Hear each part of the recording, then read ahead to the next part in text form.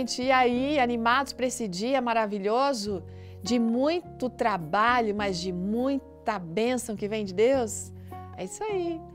Tem um texto que diz assim, Lucas 8, verso 1 a 3. Aconteceu depois disso que Jesus andava de cidade em cidade, de aldeia em aldeia, pregando e anunciando o evangelho do reino de Deus. Iam com ele os 12 discípulos e também algumas mulheres que haviam sido curadas de espíritos malignos e de enfermidades.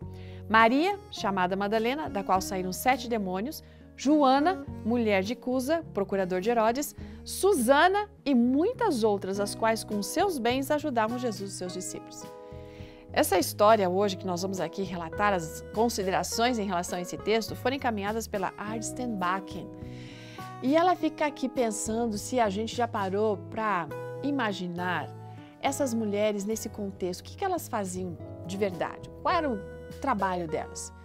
O próprio fato de um grupo de mulheres estar viajando com esses homens, algo que poderia ser um tanto estranho para aquela época, já era uma coisa incrível. Mas não há nenhuma menção, alguma coisa de escandalosa, nada.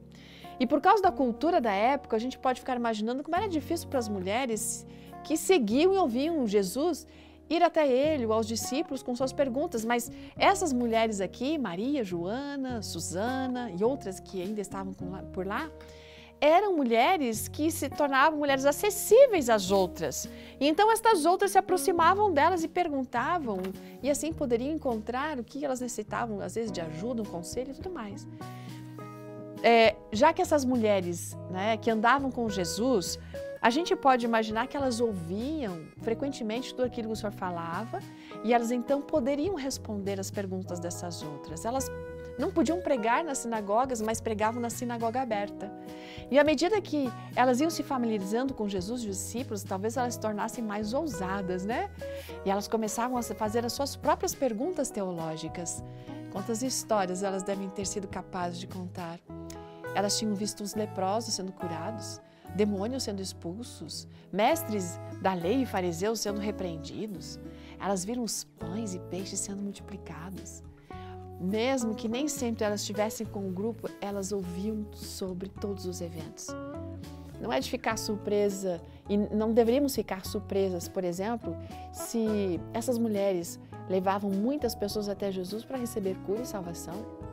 Aqueles 12 homens não recebiam salário enquanto estavam caminhando com Jesus de um lado para o outro no país. Então, como que eles conseguiam dinheiro para comprar alimentos, talvez novos calçados e talvez até pagar alguma hospedagem ocasional? Como? Aquelas mulheres. Elas estavam ali financiando esse ministério com seus próprios recursos. E não é de admirar que essas mesmas mulheres estivessem lá na cruz. E sabemos que pelo menos Maria viu onde ele tinha sido sepultado naquela sexta-feira à tarde. E novamente foram aquelas mulheres as primeiras a saber que Jesus havia ressuscitado. Que benditas mulheres, hein? Mulheres como você e eu, se assim a gente pode se referir. Mulheres que, como você, o homem que me assiste, também ama a Deus e sabe que pode fazer muito mais do que tem feito em favor dos outros, se tão somente nós caminharmos diariamente com esse querido Deus. Esse é o meu desejo, que você inicie o seu dia com Deus, que você permaneça com Ele, termine com Ele esse dia e que você seja um instrumento nas mãos dele, assim como foram aquelas mulheres e aqueles discípulos. Um ótimo dia, até amanhã.